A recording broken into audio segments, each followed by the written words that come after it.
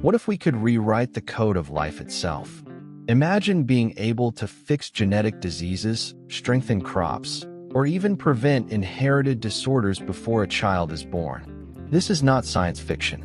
This is CRISPR gene editing.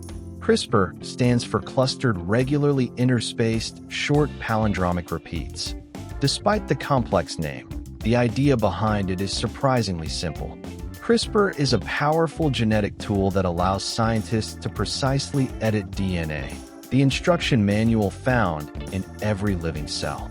The technology was inspired by nature. Bacteria use CRISPR as a defense system against viruses. When a virus attacks, bacteria capture pieces of the viral DNA and store them. If the virus returns, the bacteria use these stored sequences to recognize and cut the invader's genetic material.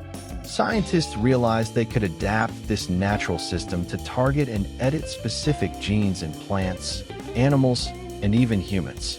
CRISPR works like molecular scissors guided by a GPS system. A specially designed RNA molecule leads the Cas9 enzyme to an exact location in the DNA. Once there, Cas9 cuts the DNA strand. Scientists can then remove faulty genes, disable harmful ones, or insert new genetic material. This level of precision was nearly impossible with older gene editing methods. The potential applications are enormous. In medicine, CRISPR is being explored as a way to treat genetic diseases such as sickle cell anemia, cystic fibrosis, and certain forms of cancer. In agriculture, it can create crops that are more resistant to drought, pests, and disease. It could even help reduce food shortages by increasing crop yields. However, CRISPR also raises serious ethical questions.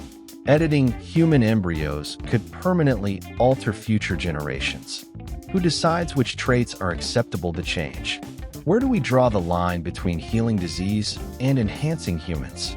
These concerns have sparked global debates among scientists, governments, and ethicists. CRISPR gene editing represents one of the most important scientific breakthroughs of the 21st century.